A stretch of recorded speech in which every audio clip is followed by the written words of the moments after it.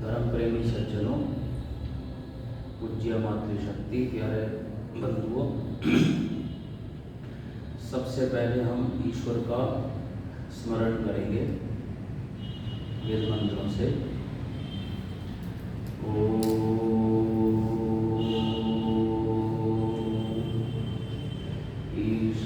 ईशावास्यम् इदं सर्वं यत्किंच जगत्यां जगत् तेन व्यक्तेन बुद्धिथा मा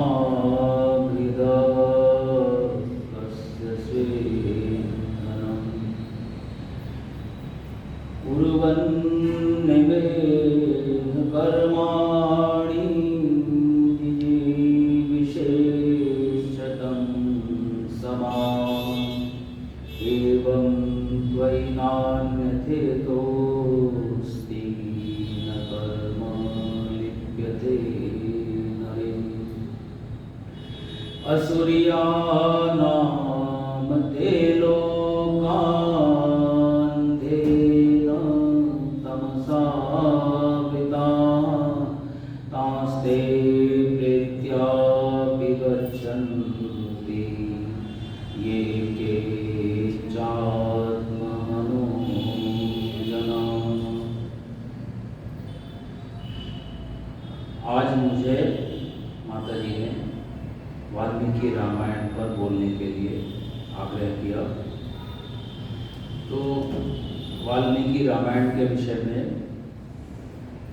युद्ध कांड में श्लोक हैं। आयुष्यम् आरोग्यकरं यशस्यं सौभारात्रिकं बुद्धिकरं शुभं च श्रोतव्यमेतत् नियमेन सद्भिः आरभ्यानमोजस्करवृद्धिसकामहि। यह काव्य आयु, आरोग्यता और यश को बढ़ाने वाला है।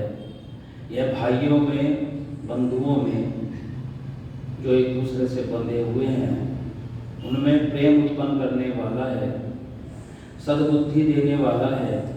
यह रामायण काव्य है और शुभ कारक है, शुभ करने वाला है। सज्जनों को तेजवर्धक, सज्जनों के गुणों को बढ़ाने वाला और कामनाओं को, शुभ कामनाओं को पूर्ण करने वाला है। यह आख्यान अर्थात रामायण, इसको नियम पूर्वक पढ़ना चाहिए। और भी युद्ध कांड के श्लोक हैं जो रामायण के संदर्भ में प्राप्त होते हैं। बड़े राम राज्य की विशेषताएं बताई गई हैं इनमें। ब्राह्मणाः क्षत्रियाः वैश्याः शूद्राः लोभविवर्जिताः स्वकर्मसु प्रवर्तन्ते तुष्टाः स्वैरेव कर्मभिः। अर्थात ब्राह्मण, क्षत्रिय और वैश्य और शूद्र सभी वर्णों में कोई भी व्यक्ति लोभी तथा लालची नहीं था। सब लोग अपना अपना काम करते हुए संतुष्ट रहते थे। आसन प्रजा धर्मरता रामे शासतीनानृताः सर्वे लक्षण संपन्नाः सर्वे धर्मपरायणा। श्री राम के राज्य में सारी प्रजा सत्यपरायण थी, झूठ से सदा दूर रहती थी। सब लोग शुभ लक्षणों से युक्त एवं धर्म परायण थे। धर्म को अर्थात अपने कर्तव्यों को समर्पित थे। तो इस सृष्टि में हमारा जो स्वभाव है, जो हमारे शास्त्रों में वचन मिलता है, क्या वचन मिलता है? जीवो जीवस्य भोजनम। अर्थात एक जीव दूसरे जीव का भोजन है। तो ये किंतु रक्षक रक्षणीय का शिकार करना या कोई रक्षक रक्षण करने योग्य अपने आश्रितों का विनाश करे तो यह उसका पतन है। सबका एक तरह का उपयोग नहीं होता। अधीनस्थ अधिक होते हैं और अधिकारी व्यक्ति एक होता है, लेकिन अधिकारी उनका नाश नहीं करता, उनसे सहयोग लेता है, उनसे उपयोग उपकार लेता है। सहयोग लेना, उपकार लेना, उपयोग करना, कल्याण करना अपना किसी भी वस्तु का, या यही धर्म है। अधिकारी अपने अधीनस्थों का विनाश नहीं कर सकता। अधिकारी व्यक्ति सारे प्राणी मनुष्य पर आश्रित हैं। पशु अपनी आवश्यकता के संवेग से चलता है। जितने भी पशु पक्षी हैं वो अपनी जो आवश्यकताएं होती हैं छोटी छोटी उदर पूर्ति के लिए, पेट भरने के लिए, वो एक दूसरे को भोजन बनाती हैं, शिकार करती हैं। तो मनुष्य केवल अपनी इच्छाओं के संवेग से नहीं चल सकता। उसको अपनी इच्छाओं के संवेग से, एक दो संवेग होते हैं, एक आवश्यकताओं का संवेग और एक इच्छाओं का संवेग। तो आजकल मनुष्य अपनी इच्छाओं के संवेग से चल रहे हैं और सदा चलते आए हैं, इसलिए उनका पतन होता है। अन्यथा वह पशु बनाकर ईश्वर द्वारा पशुओं की पंक्ति में खड़ा कर दिया जाता है। जो व्यक्ति अपनी इच्छाओं के संवेग से चलते हैं, पशु तो बेचारे अपनी आवश्यकता के संवेग से चलते हैं, लेकिन जो मनुष्य अपनी इच्छाओं के संवेग से चलता है, अपनी आकांक्षाओं को, महत्वाकांक्षाओं को बढ़ा करके चलता है, तो वो परमात्मा द्वारा पशु पक्षी आदि योनियों में भेज दिया जाता है। और ऐसे व्यक्ति श्री रामचंद्र जी महाराज राजाओं के द्वारा भी दंडित किए गए हैं। मनुष्य आवश्यकता व इच्छा के संवेग से निर्णय नहीं कर सकता, उसे नहीं करना चाहिए, उसे विवेक से निर्णय करना चाहिए। तो विवेक कहाँ से होगा व्यक्ति को? हमें विवेक कहाँ से होता है? हमें विवेक ज्ञान से। विवेक ज्ञान एक ही बात है। विद्या, विवेक, ज्ञान, ये सब एक पर्यायवाची शब्द हैं। हमें स्वाध्याय से या सत्संग से विवेक होता है। तो घटनाओं को देख करके भी विवेक होता है, परिस्थितियों को समझ करके भी विवेक होता है। तो ये, इसके लिए हमें वाल्मीकि रामायण आदि शास्त्रों को पढ़ना चाहिए। वेद शास्त्रों से विवेक होता है, ज्ञान से विवेक होता है, आत्मज्ञान से भी विवेक होता है। इसी से मनुष्य, यही मनुष्य की मनुष्यता है, अर्थात विचारशीलता ही मनुष्यता है। तो विवेक पूर्वक कार्य करना ही मनुष्यता है। इस विवेक को मर्यादा कहते हैं। इस विवेक को क्या कहते हैं? जो भी आदमी विवेक से काम करता है उसको मर्यादा कहते हैं। मनुष्य जो चाहे कितनी भी हम लोग भौतिक प्रगति कर लें, पर ये मनुष्य उतना ही पुराना है जितना इसे परमेश्वर ने बनाया है।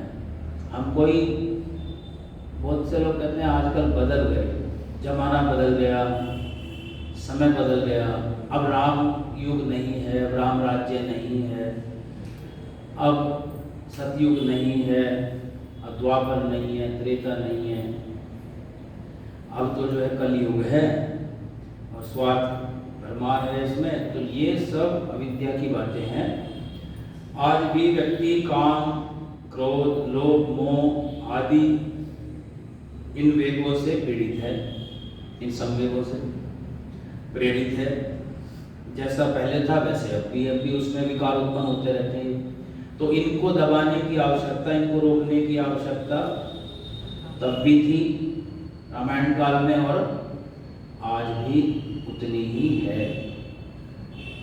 तो राम, इसलिए विवेक की महत्ता हर युग में, राम के व्यवहार की महत्ता हर युग में रही है, हर मनुष्य को है राम का से व्यवहार सीखने की। सामान्य परिस्थितियों में भी रामचंद्र जी महाराज असाधारण थे, उनका चरित्र आज भी आदर्श है। हम उन्हें भगवान बनाकर, हमने बना तो लिया उनको भगवान, लेकिन रामायण में, वाल्मीकि रामायण मैंने पढ़ी है, तो यही सब शंकाओं का समाधान करने के लिए कि वाल्मीकि की क्या दृष्टि थी राम के प्रति, तो उन्होंने उनको कई नाम दिए जी, जैसे कि नरपुंगव, राघव, राजेंद्र, मानवेंद्र, आर्य, पुरुषर्षभ, पुरुषोत्तम। तो ये सारे ऐसे ऐसे नाम पुरुषों के ही होते हैं, नरों के ही होते हैं और महात्मा के नहीं होते। तो उनको नरश्रेष्ठ वाल्मीकि रामायण में वाल्मीकि जी ने बताया। और नारद जी और वाल्मीकि जी से प्रश्न करते हैं वाल्मीकि रामायण के प्रारंभ में कि हमें ऐसे कोई पुरुष श्रेष्ठ बताओ जो मनुष्यों में सर्वश्रेष्ठ हो इस समय। तो उन्होंने कहा इस समय पृथ्वी पर राम से श्रेष्ठ कोई पुरुष नहीं है। वो रामो विग्रहवान धर्म साधु सत्य पराक्रम, जो व्यक्ति राजा भी हो और साधु भी हो, जो व्यक्ति योगी भी हो और शासक भी हो, तो ऐसे उनके लक्षण थे। तो रामायण उन्होंने इसलिए लिखी कि भाई इस युग का जो ये व्यक्ति है, और ऐसा व्यक्ति राम जैसे राजा, राम जैसे पुरुष इस धरती पर हुए नहीं अभी तक। तो ये भी एक सच्ची बात है कि एक गृहस्थ व्यक्ति, एक शासक व्यक्ति अपने पिता के कहने से इतना पिता का आज्ञाकारी आदर्शी हो सकता है। देख लो आप, कोई पिता माता अपने अनुसार बच्चों को 100% नहीं चला सकते, और वो कहते हैं कि मुझे अगर पिता आदेश कर दें तो मैं अग्नि में कूद जाऊं, मैं पहाड़ से कूद जाऊं, मैं इतना विश्वास करता हूं अपने पिता पर। तो ऐसे थे राम, इतना उनका अटूट प्रेम था, अटूट विश्वास। उन्हें पता था कि मेरे पिताजी ऐसा कुछ करने वाले नहीं है मेरे साथ इसलिए जो कह दें वो ठीक है। तो इतना भरोसा उनको अपने पिता पर था। तो हमको हर परिस्थिति में, अपनी अपनी परिस्थितियों में भी राम के व्यवहार को अपनाने की आवश्यकता है।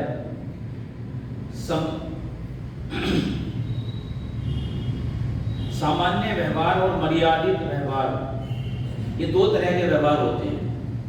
सामान्य व्यवहार तो आपको सबको पता ही है कि जिसमें तेरा मेरी बहुत चलती है, और ये अपना ये पराया है ना, इसको इतना दो उसको इतना ना दो, ये सब व्यवहार सामान्य होते हैं। लेकिन मर्यादित व्यवहार, विवेक के अनुसार व्यवहार, शास्त्रोक्त व्यवहार जो है वह अपने विवेक से व्यक्ति निश्चित करता है। तो हमको विवेक को अपने बढ़ाते रहना चाहिए। इसे आर्य समाज के नियम में भी इसलिए हम बोलते हैं कि अविद्या का नाश और विद्या की वृद्धि करते रहनी चाहिए। अविद्या का अर्थ है अविवेक और विद्या का अर्थ है विवेक। तो शास्त्रों का ज्ञान प्राप्त करके, अपने पास तो इतना ज्ञान है नहीं, तो क्या करें हम? वेद पढ़ें, दर्शन पढ़ें, उपनिषद पढ़ें, रामायण पढ़ें, महाभारत पढ़ें, गीता पढ़ें। तो इनसे हमको विवेक होता है। विद्वानों का संग करें तो ये विवेक करने के बहुत सारे उपाय बताए। ईश्वर का ध्यान करें, उससे भी विवेक होता है।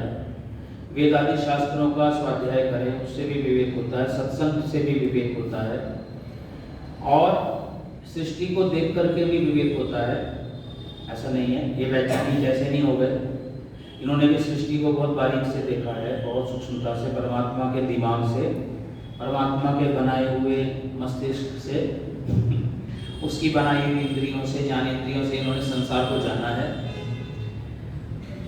तो इसीलिए हमारा नियम भी है, आदि मूल परमेश्वर है। जितनी भी चीज़ें, कोई व्यक्ति जितना भी सुख भोग रहा है आज, जितना भी सुखी है, संपन्न है, समृद्ध है, प्रगतिशील है, उन्नत है, तो उसके पीछे आदि मूल, उसकी उन्नति में मूल परमात्मा, जड़ परमात्मा ही है। उसकी ही इंद्रियों से, ज्ञानेंद्रियों से हम लोग जान रहे हैं, उसी के मन से जान रहे हैं बनाए हुए। तो कोई ये अभिमान न करे कि मेरे लिए मैं ही सब कुछ कर रहा हूँ, तो ये अविद्या है, ये मिथ्या ज्ञान होता है व्यक्ति को। तो अभिमान जो है मिथ्या ज्ञान है।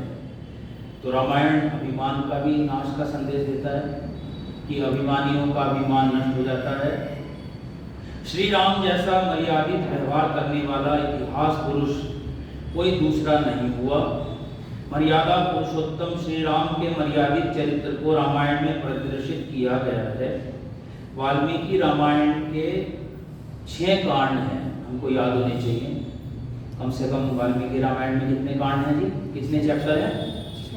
6 अध्याय हैं, उनको कांड कहा गया। बाल कांड बोल लीजिए, अयोध्या कांड, अरण्य कांड, किष्किंधा कांड, सुंदर कांड, युद्ध कांड। तो ये 6 कांडों में वाल्मीकि की रामायण पूरी कंप्लीट होती है। रामायण को रावण वध ग्रंथ भी कहते हैं, पौलुस्त्य वध। तो ये 2 नाम और भी रामायण के मिलते हैं। अच्छा, इसके जो प्रारंभ में बालकांड के महर्षि वाल्मीकि ने प्रस्तावना दे दी, युद्ध कांड तक का सब कांडों का उसमें संक्षेप में प्रस्तावना लिख दी, प्रस्तुतिकरण कर दिया कि भाई ये रामायण, ये सारा इसकी इसका जो है वो अनुकरणीय का ये है, ये वर्णन इसमें होगा, वाल्मीकि रामायण। और युद्ध कांड के अंत में फलश्रुति कहते हैं उसको, उपसंहार करने को।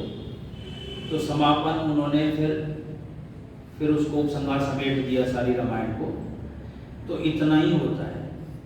और इसमें जो उत्तर रामायण बोलते हैं, उत्तर कांड बोलते हैं जिसको, तो वो हमारे वैदिक विद्वानों ने, क्योंकि महर्षि वाल्मीकि ने सबसे प्रारंभ में ही वाल्मीकि ने ये लिख दिया था रामायण में कि ये रामायण जो है ईश्वर की प्राप्ति कराने वाला, और ये वेदों के अनुकूल, वेदों के विरुद्ध नहीं, वेदों के अनुकूल शास्त्र में बना रहा हूँ।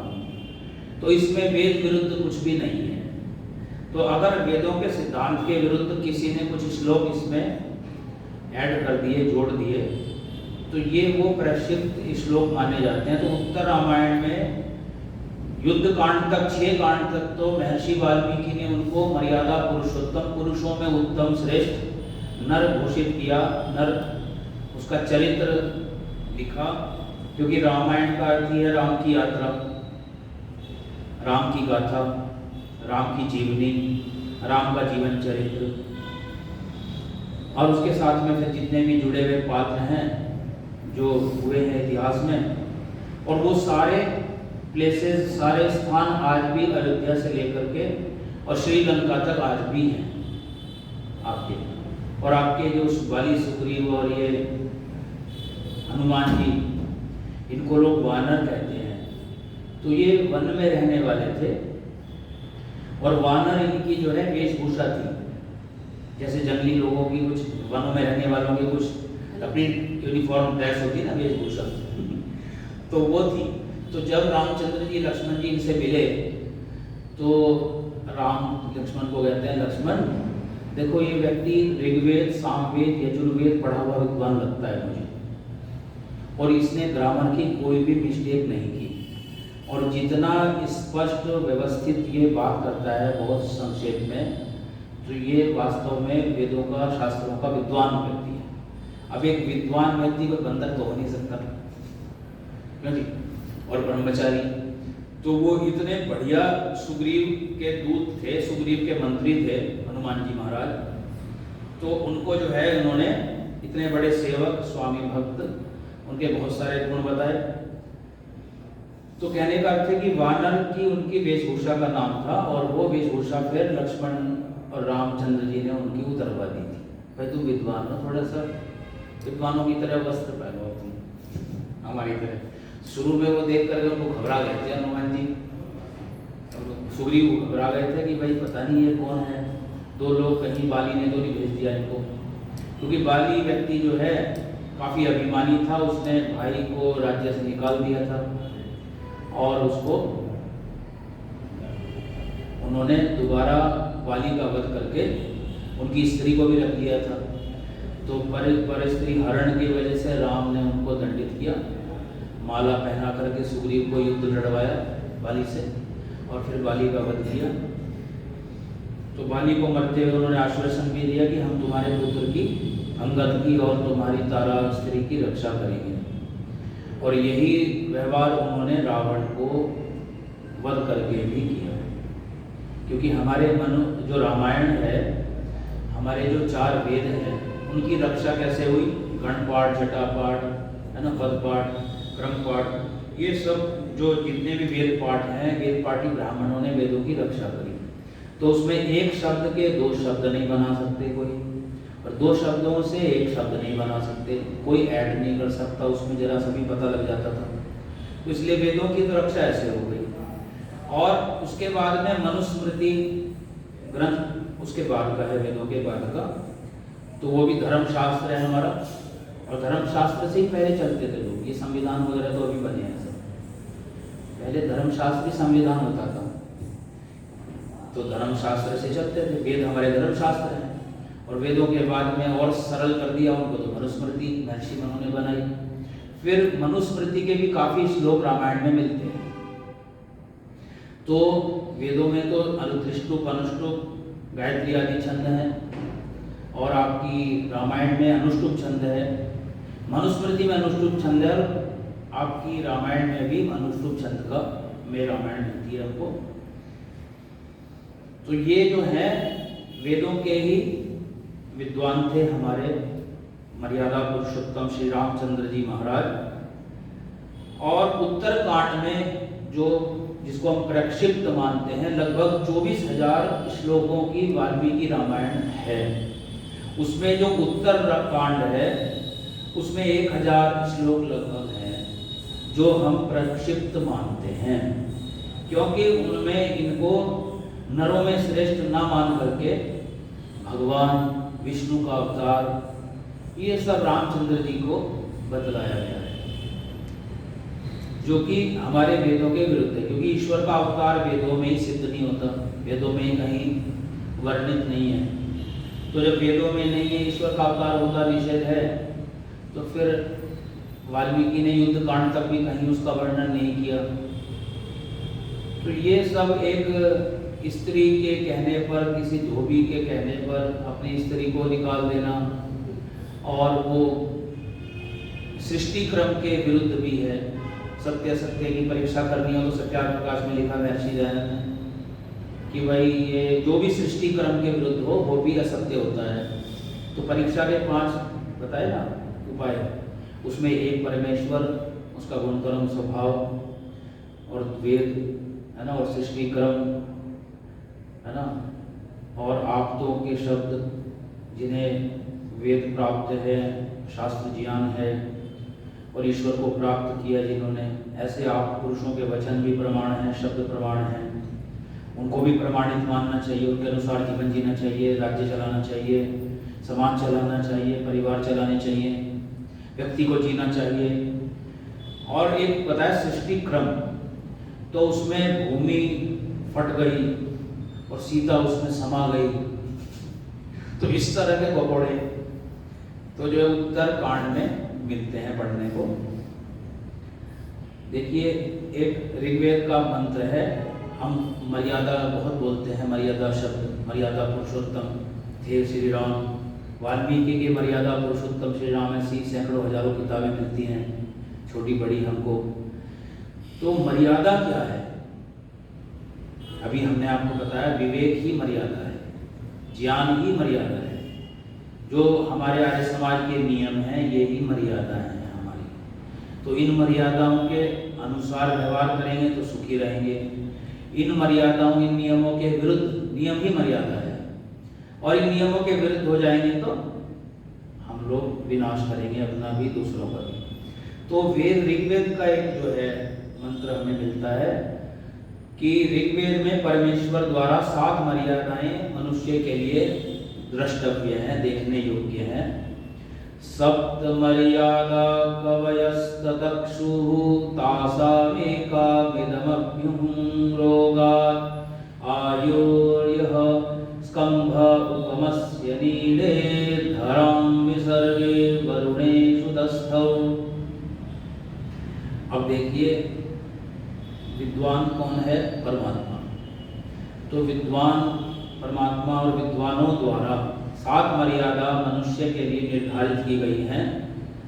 आप सब बोलिए, झूठ न बोलना। और इन्हीं मर्यादाओं को अपने अपने ऋषियों ने अपने अपने शब्दों में अलग अलग कह दिया। तो झूठ न बोलने को महर्षि पतंजलि सत्य बोलते हैं। यम नियमों में, यम में सत्य है ना, अहिंसा सत्य। तो झूठ न बोलना, सत्य का पालन करना, चोरी न करना। दूसरी मर्यादा क्या है? चोरी न करना। जुआ न खेलना, तीसरी मर्यादा बोलिए। व्यभिचार न करना,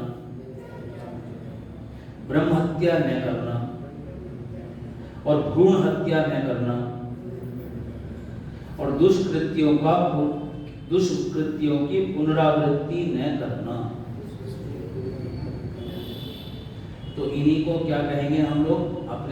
हमने बहुत योग दर्शन पढ़ा है और उसके हिसाब से हम देखें तो झूठ न बोलना सत्य है, सच है, सच बोलना चाहिए। चोरी न करना अस्ते, और जुआ न खेलना अपरिग्रह है, संतोष भी आता है। व्यभिचार न करना ब्रह्मचर्य है। व्यभिचार के 2 अर्थ हैं, एक परिस्त्रियों के साथ, पर पुरुषों के साथ शारीरिक संबंध बनाना व्यभिचार कहलाता है। कुछ लोग ऐसे भी समाज में पाए जाते हैं जो लिव इन रिलेशन और पता नहीं क्या क्या इस तरह की कुछ चेष्टाएं करते हैं, और कुछ अपनी स्त्री या पुरुष के साथ भी ज़्यादा वीर्य का नाश करना भी महर्षि जी ने व्यभिचार लिखा है आर्योदेश्य रत्नमाला में। और इनके साथ में न्यूनतम शारीरिक व्यवहार करना, संयमित व्यवहार करना, जैसे कि ऋतुएं बताई गई हैं। अमावस्या पूर्णिमा छोड़ दीजिए, स्त्री जब रजस्वला हो वो दिन छोड़ दीजिए, और उसके बाद भी ये दिन निश्चित बता दिए कुछ 2, 4, 5, 7, 10। तो इन्हीं में ही अगर कोई ज़्यादा व्यक्ति में वासनाएं, काम वासनाएं हैं तो वो संतुष्ट रहे अपनी स्त्री से पुरुष, पुरुष से स्त्री। इसको भी एक पत्नी व्रत को धर्म बतलाया गया है। और ये तो मर्यादा पुरुषोत्तम थे, तो इनमें ये सब चीज़ें भी नहीं थी। इन्हें संतान प्राप्ति के लिए ही आपस में संबंध बतलाया गया है स्त्री पुरुष का वेदों में, कि केवल संतान के लिए। तो संतान तो हमको देखो बाद में हुई, युद्ध कांड के बाद मर्यादा पुरुषोत्तम को। तो कितने बलवान व्यक्ति होंगे, तभी तो उन्होंने इतने राक्षसों का वध किया। ताड़का का वध किया बचपन में। ताड़का के 2 पुत्र, और ताड़का मांस भक्षी स्त्री थी, वो मनुष्य का मांस खाती थी, इतनी भयंकर औरत थी। तो विश्वामित्र ने कहा इसको मार दो, और उन्होंने उसको ऐसी ऐसी विद्याएं दी राम को। जब 15 वर्ष की उम्र में रामचंद्र जी को विश्वामित्र जी ले गए राक्षसों के वध के लिए, क्योंकि वो यज्ञों में विघ्न करते थे, अशुभ कार्यों में अड़ंगे लगाते थे, उसमें उनको यज्ञ नहीं करने देते थे। तो उन्होंने उनको ऐसी विद्याएं दी। मैं आपको, यही तो देखनी चीज़ है, पढ़ने की लायक है रामायण। तो उसमें क्या है कि उसको कभी ज्वर नहीं आएगा। राम तुझे ऐसी, तुझे मैं औषधि बताता हूँ, ऐसी कुछ किया उन्होंने, उसको विद्या बताई कि वो ज्वर नहीं होता था उनको। और ऐसे ऐसे उनको युद्ध हथियार भी उन्होंने चलाने सिखाए दिए, जो इन्होंने ताड़का का वध किया। और सारे जंगलों का सफाया करते करते, और वो कहते भी हैं हनुमान को जब मिले पहली बार कि भाई हम कोई बाली के दूत नहीं है, हम तो इस देश के राजा हैं, इक्ष्वाकु वंश के हम लोग राजकुमार हैं, उत्तराधिकारी हैं, और हम जंगलों में पूरा एनकाउंटर करते हुए आ रहे हैं राक्षसों का। राक्षस कोई सींग वाले नहीं होते, हमारे जैसे हाथ पैर वाले ही दुष्ट मनुष्यों को ही राक्षस कहते हैं। जो असुर माने प्राणों को अर्थात इंद्रियों को ही संतुष्ट करने में, भोग विलास करने में जो रत रहते हैं ना, आजकल के भोगी व्यक्तियों को राक्षस कहना चाहिए। आजकल के सेक्सी लोगों को राक्षस कहना चाहिए, जो कहते हैं ना हम सेक्सी लगते हैं, सेक्सी दिखते हैं, ये सब बकवास।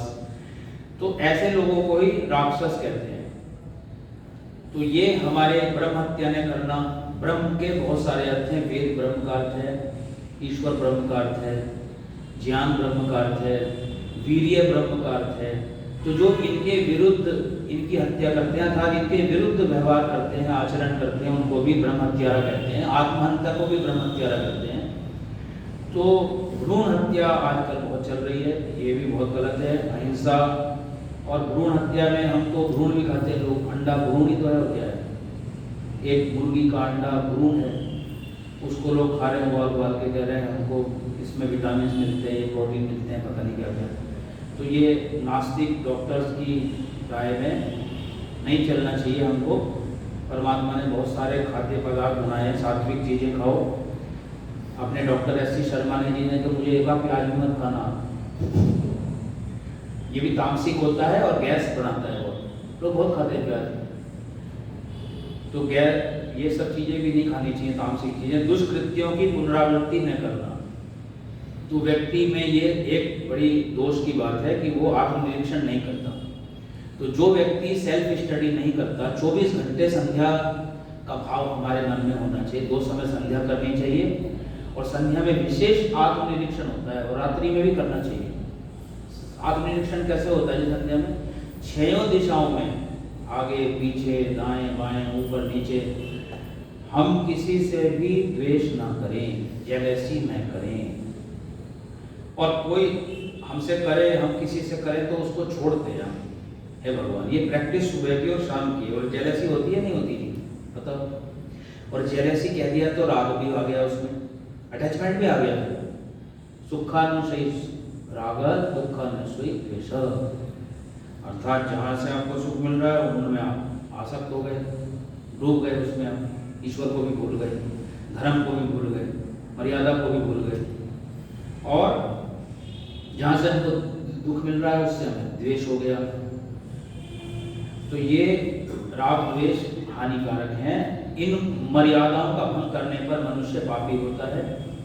मर्यादा पुरुषोत्तम श्री राम के जीवन में इन मर्यादाओं का पद पद पर पालन देखा जाता है। इन मर्यादाओं का पालन करने से हमारे लोक परलोक दोनों सुधरते हैं, और इनका पालन न करने से मर्यादाओं का लोक परलोक दोनों बिगड़ते हैं। हमें परमात्मा पशु पक्षी बना देगा, इसमें कोई संदेह नहीं है। अगर हम पशुओं जैसा ही जीवन करेंगे, मनुष्य बनना है तो मनुष्यों के काम कीजिए, पढ़ना लिखना, सहयोग करना, प्रेम से रहना, मिल करके रहना, मिल बांट के खाना, छीना झपटी न करना। और यदि हम पशुओं का स्वभाव अपनाएंगे तो हमें पशु बना दिया जाएगा। तो मर्यादा से हमें क्या मिलेगा? परम आश्रय परमात्मा का मिलेगा, और भंग करने पर कठोर दंड भगवान के और इस लोक में भी मिलते रहेंगे। तो महर्षि दयानंद ने वाल्मीकि रामायण को आर्ष ग्रंथ बताया और पठनीय बताया अपने तीसरे समोल्लास में, कि इस ग्रंथ को हम सबको पढ़ना चाहिए। व्याकरण आदि शास्त्र पढ़ने के बाद तो हमको कम से कम कभी भी पढ़ें तो परमात्मा के वेद मंत्र हैं, पश्य देवस्य काव्यम न ममार न जीवति। बाकी व्याख्यान आगे करेंगे वाल्मीकि रामायण का आगामी रविवार को।